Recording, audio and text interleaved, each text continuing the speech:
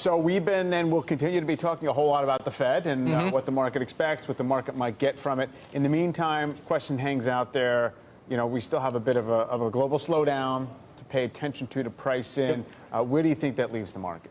So I think, you know, there's always a tug of war between the Fed and earnings. There's always. So if you think about during when earnings are on an upswing and the Fed is tightening, everybody's always worried the Fed's going to tighten and ruin the bull market.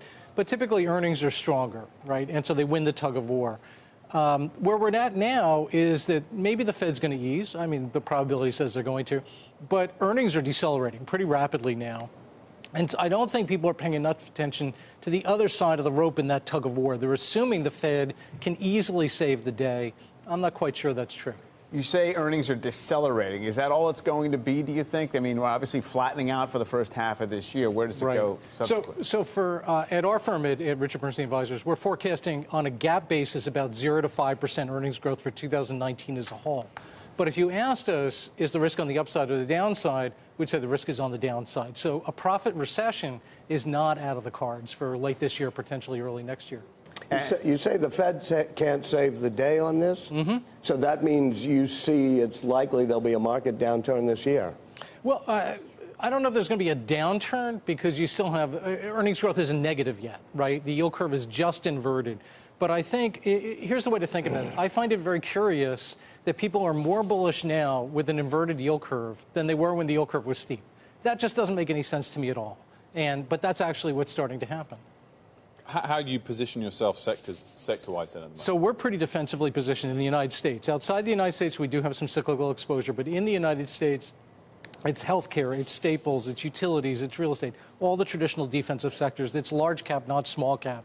It's better balance sheets, not weaker balance sheets. All the things that tend to outperform when profits decelerate. It's pretty standard stuff. And they have outperformed to a large degree and kind of held the overall indexes together.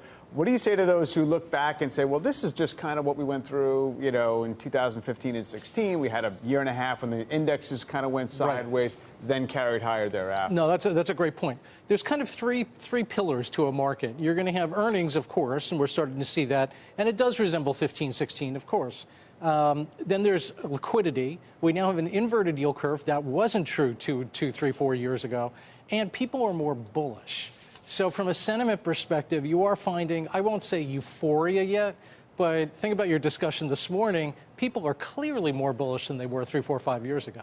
Does China's trade issues cause a need to restructure supply chains, and how costly will that be? Well, that's a great question. I mean, everybody's kind of saying, oh, well, we should go and invest in Vietnam and things like that. And I understand that.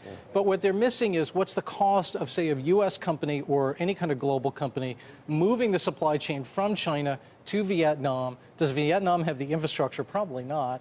And so there's a cost to doing that. I mean, you don't get like a relocation, you know, compensation because of a trade war. You have to foot that yourself. So I think that that's something people are missing. If the trade war continues and you really do have changes in supply chains, that is a major cost for companies. Where do you take cyclical exposure outside of the U.S.? So you're going to smile given the previous question. Most of our cyclical exposure right now is in China.